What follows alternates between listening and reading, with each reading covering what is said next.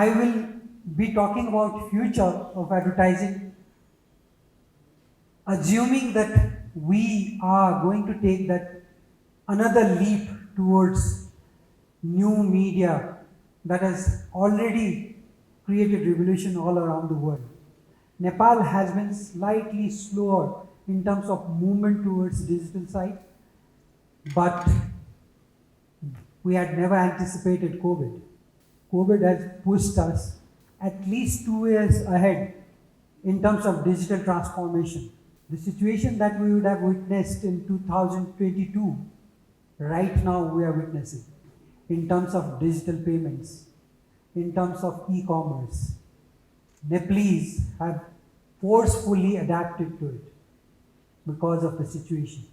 So you never know how we will get pushed towards new era of advertising too.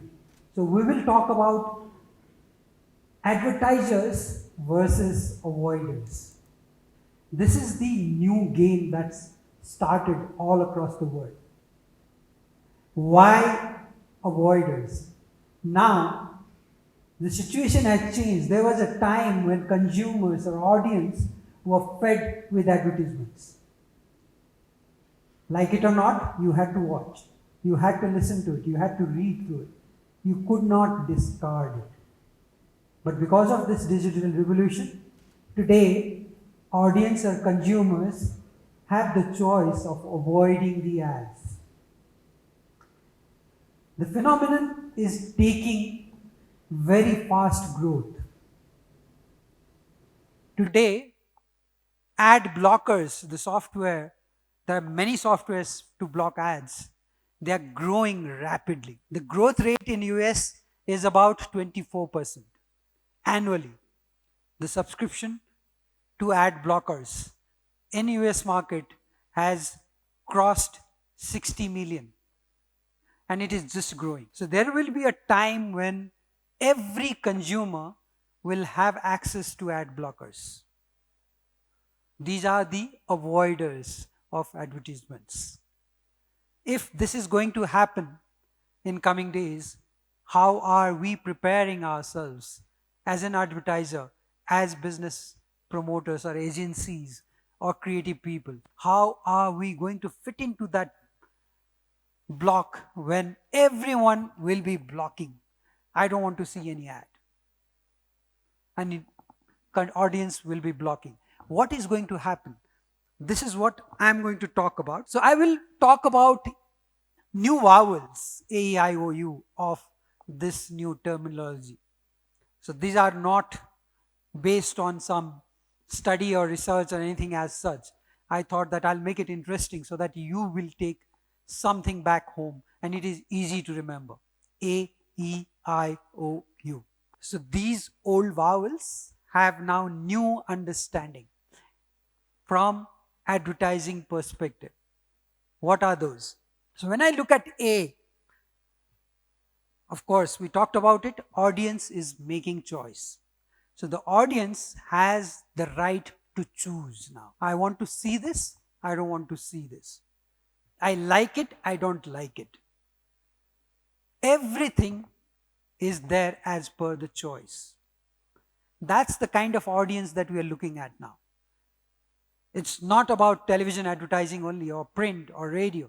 It's beyond that. An audience has the choice. If that is the kind of audience that we're looking at, then we will have to change our approach towards advertising now. And maybe Nepal is slightly late to think about it, but that day is not far away. So let's prepare before that day hits us. Second is algorithms are driving the effect. It's not the sales of a product or a market share that is driving the advertising effect. It is no more consumer research where brands go back to consumers and ask them which is the top of the mind recall brand for you at this point in time. And they used to show frames of television commercial and ask the audience, do you know which brand is this? Do you remember this ad? Have you seen this ad? all that used to happen to find the effect of advertising. Now it's gone. It's all algorithms. And you can find out where it is leading to, what kind of effect my campaign is creating, whether my spot that I just released in YouTube is creating audience or not. Everything is transparent right in front of us. So the all algorithms are driving the effect. That's why being inside the algorithm and create impact over there, that's the ball game for us. If we cannot do that, then of course we'll lag behind. With E, execution is dying. Conventionally, what used to happen? We used to execute the entire campaign. Okay, this will go on a billboard, this same design will be adapted for jacket page, and this same campaign will be replicated in audio-visual format, and this is the kind of execution we are looking at. And we used to create media plan and the outdoor plan to execute the entire campaign for advertising. Now, everything is converting into tactical, from tactical to strategical. So strategy is much more impactful now. We need to create strategy. It could be possible that the conventional method will be discarded and you would want to go new media way. If you have right strategy, that strategy will open the window for your audience, and you know the audience. Because you know the audience, you know where are they, how are they spending time, what are they watching, how are they scrolling.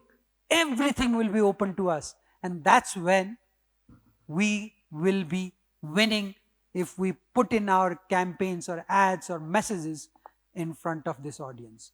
So strategic approach is overtaking entire conventional execution methods. So that's where we need to now prepare ourselves. Of course, we have heard of entertainment, entertainment, and entertainment. I'm talking about engagement, engagement, and engagement. Think about it.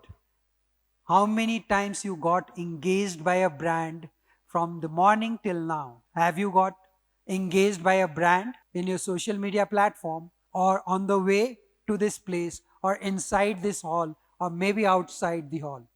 Are there brands which are engaging with you? If they have not engaged, you will not remember them. There is no impact. There are stalls that I saw outside. Have they engaged with you? How did they engage with you? Is the important thing. Just to give you one example, when I was outside, there was this essential oil or something right outside, and I was given a sample and I said I'll collect it later. What I would have loved is that if this hall was with that fragrance of essential oil, it would have engaged everybody inside this room. So when I say engagement, you have it with you. Yeah, you have it with you, but it is not engaged with you yet. But there is a possibility of engaging with this entire crowd by bringing in that aroma inside this hall. If that aroma comes inside this hall, and you will sit for at least 3, 4, 5 hours with that aroma, when you go back home and open that bottle, you will get the same aroma. That's brand engagement. The possibility to. So it's not only about engaging digitally. It's not only about engaging with the eyeballs. It's about engaging the audience or the consumer internally throughout as 360 engagement. So unless we create that engagement now, our consumers are not going to react. So engagement is very important. Accordingly, emotion is taking front seat and information is gone to back seat. Now, no more consumers want information about the product. It's readily available in Google. Why would I need advertisement to tell me that this has got this many megapixels camera, this has got this, this has got this, this has got this? I don't need those information. I'm not going to get impacted by that information. What will impact me is emotion. How do I get connected with brand emotion? that is going to convert my decision to a sales. So if we start thinking emotionally, if we start looking at emotional messages or campaigns, our engagement with audience can increase. If I tell you, just close your eyes and think about one Nepali campaign during the sign that you can recall, you may recall something. If you'll recall that brand or a campaign, you will recall because it was emotional, because it touched your emotion, not because it gave you information. It happens. We are consumers. We are touched with emotions. And that's why emotion has taken front seat, and we need to know that, and we need to adapt to it. We cannot remain with information is now. We have to go beyond it, because information is readily available right now in front of our eyes, in our fingertips. Every information is available. It's not needed anymore. With I, information is also replaced by connection. That means a brand which has been able to connect with the consumer is able to sell the product than the brand that has been able to send in information to the consumer. So connection, creating that connection with the audience, the consumer, the target group is very important. How do you connect with them is, of course, emotions, not the information. Information will connect with them, and right away they'll forget about it. As soon as they see new information or they get new information, they'll forget the first one. So there is no use, because information is not remaining, staying with the consumers for long run. But emotional message, emotion remains with them. That's why making it connection through emotion is important. Interruptions will stay. When I say interruptions, we get interrupted by ads many times, but those interruptions sometimes irritates us. When we are opening a site for urgent breaking news, it takes us to pop-up ad. We get irritated with it. It may just react negatively with the consumer, because I wanted to see the breaking news and I clicked on that news, but it took me to first a interruption of ad. That is not the kind of interruption that you can do with your consumers. So we need to know about it, because this is what is irritating the consumers. That's why ad blockers are coming in limelight. They are gaining traction because of the way advertisers are right now interrupting with the consumers, with the audience. That interruption approach has to change now.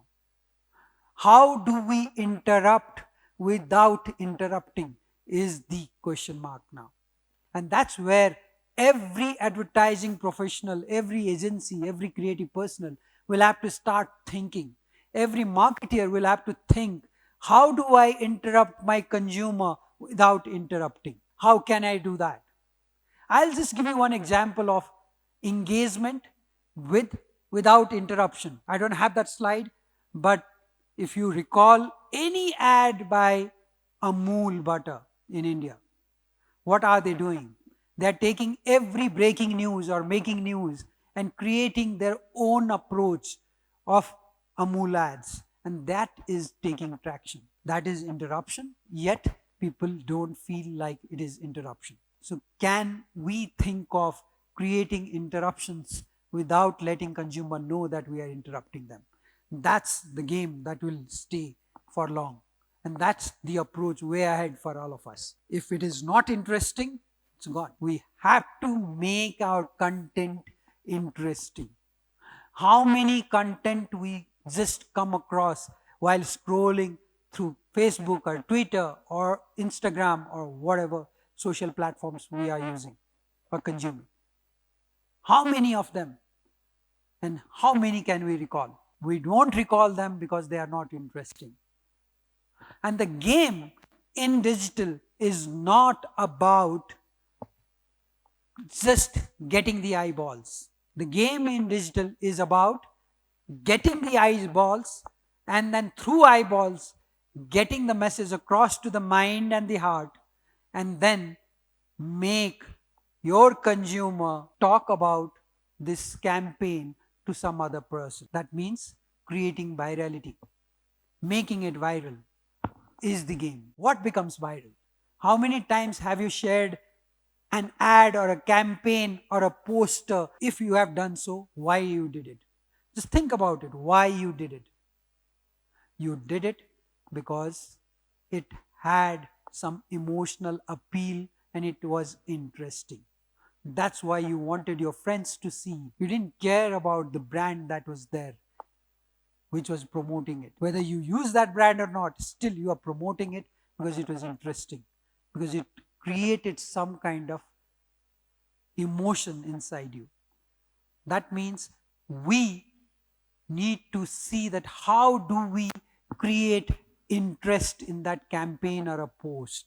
Sometimes just one sentence also makes a huge difference. So now creativity is taking next step, next leap, wherein all of us will have to tie our shoelaces and do something different, walk some different path. If we'll not do that, if we'll remain in the same conventional platform, we'll become obsolete and new people, new generation will take over. Now, making it interesting is very important. So just we need to think from our audience or consumers' point of view and say that what do they find interesting? In Facebook, while scrolling, what will they find interesting? What will they watch on television which they will find interesting? That's the catch. Look at this. Our human brain takes 400 billion bytes of information per second through our senses, and it only consciously processes 2000 bytes.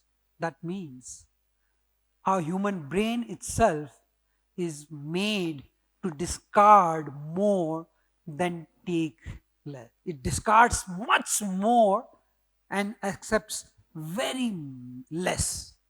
This is the human brain. This is how it works. If that is the case, how do I place my information in that 2000 bytes? Can I bring my message, my brand, my information in 2000 bytes? Can I do that? If I can do that, I'm successful. If I cannot, that means my consumer is going to discard entire information the way they discard every second. So we need to be careful about making it so interesting that my consumer not only grasps it, puts it inside, also thinks about it. That's where the branding starts happening. And that's the new era that we are entering now. With O, overriding is not the mantra now. When I say overriding in advertising, we always keep talking about override the competition. When we say override the competition, that means if competition is putting 10 television commercial spots, let's put 20. If competition is putting half-page ad in newspaper, let's put full page. If they are putting full page, let's go jacket page. Override. If they are putting 100 spots in radio, let's put 200 spots. There are 10 billboards in the market of competition, let's put 20 billboards. Override them. Overriding is not the mantra anymore. By overriding, we are not going to reach anywhere. We need to now strategize in such a way that one exposure is also enough and equal to 1,000 impressions of your competition or any other brand. And it is possible. It is possible to do so. If we make it interesting, if we start thinking like a consumer, like audience, the way we are, we can create that magic from one impression to. So overriding or placing our ads all across digital mediums I want my ad to be seen by 4 million people in 2 days in Facebook. This is not going to work. This is not going to work. So we need to now strategize in such a way that our tactical game is not working, so we need to make it strategical. Opportunities are there in the fingertips. Every opportunity is there in our fingertip. If we know, we can seize it. If we see it, we can seize it. If we not, it will just go just like that. 2.76 seconds is the attention span that every consumer has in social media scrolls. 2.76. So if I am putting any audiovisual content or advertisement in social media in 2.76 seconds, my consumer may just go pass through it. Can I create impact within 2.5 seconds so that my consumer stops scrolling and looks at my ad and completes it? If that is not going to happen, nothing is going to work out. 6 seconds is that's the ad time frame that is given by YouTube, right? Why? Because they know in 6 seconds, if we can catch the attention of the audience, then audience can stay with the ad for longer run. But so many of us right now in Nepal, what we are doing when we are posting ads in social media, we are posting ad the way we post it in television, same commercial, put it in Facebook, put it in Insta, put it in YouTube. That's what we have been doing. That is not going to work. We need to create content for digital medium, wherein if we need to expose the brand in first 2.5 seconds, we'll have to do that. We'll have to subconsciously bring the attention of the consumer to the brand in that audio visual. Forget about audio, just the visual, because consumers may not be switching on the audio part of your visual. In the visual, can we grasp the attention within that 2.5 seconds? If we can do so, then the audience will stay there. So no more television commercials adapted for Facebook, because television screen is with this ratio. Facebook is tall. If we put our ad, it comes this small. The attention can just get minimized by 1/3 because of the size of the screen. Can we think of creating or content that fits the mobile screen? We as agency have started doing that. When we produce campaign for Coca-Cola, we shoot twice. Once for television, second time for mobile devices. So when you are watching TV commercial of Coca-Cola in Instagram or Facebook, you will see that it comes in this ratio. That is shot that way. Unless we shoot it that way, we cannot create impact. So we have to now think from new media perspective, and while creating campaigns, we'll have to give due respect to new media. Optimization is the new mantra. When I say optimization, it's not about overriding just to create optimize the content. Overriding is not the way. Creating shares, creating talks, creating comments, creating deliberations and discussions in and around the brand is what that is called optimization, nothing else. Can we create talk around the campaign or the message or the content? Can we create discussions around it? If that happens, then optimization happens. Optimization never happens with spending or expenses. Optimization happens with the content's quality and the interest that comes across. So with you, user-generated content is taking again the front seat than the content created by marketers or advertisers. user-generated content is now becoming more popular than content created by advertisers. How do we get our users, our consumers, create content for us? That's the game. That's the approach. And we need to plan and strategize ourselves on that, because 54% of the adults in adult social media users are creating their own content, video and pictures that's being shared by rest of us. If that is the case, how do we create our message, our branding, our information inside those contents? Can we do so? If we can, we need to be creative enough so that your users don't mind sharing the brand name along with their picture. Don't mind sharing a content where brand is getting promoted. That happens only if we create interest and we connect through emotions. USP, unique selling point, is now converting into experience. There was a time when we used to sell our products with unique selling point. What is it? What is unique about my product? Let me promote it as USP of the product, of the brand. But now it is experience which is taking it up. That means by 2024, 68% of tourism expenses will be made by new millennials. According to Qualcomm, by 2024, 68% of the tourism spending that will be done by new millennials. That means new millennials don't buy the product. They are not interested in products.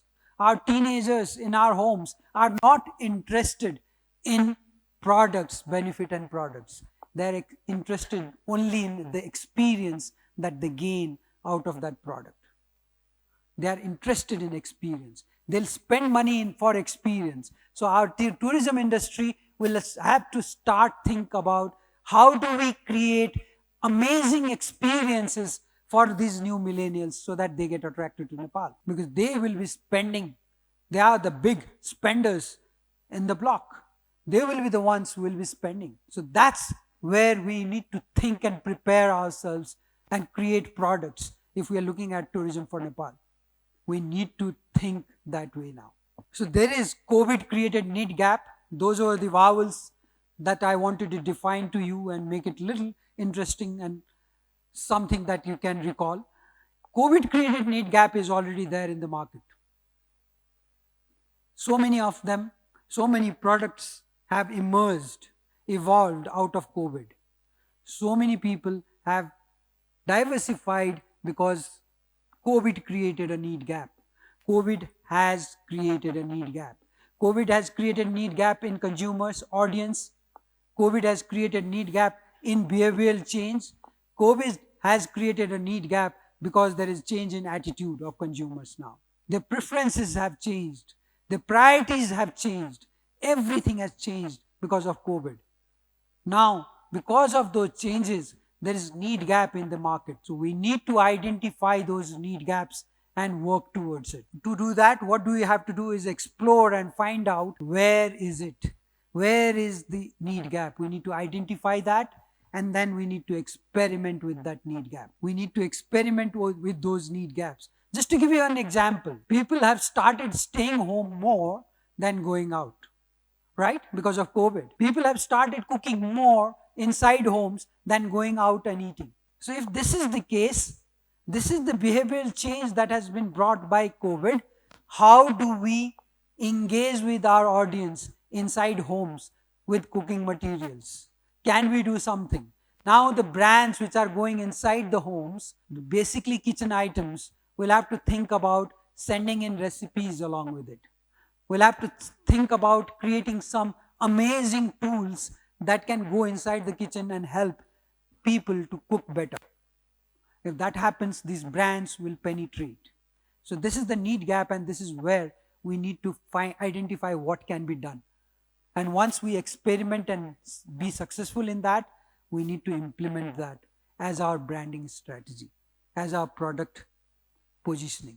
we'll have to do that. So these need gaps needs to be identified and explored and then experimented and then implemented.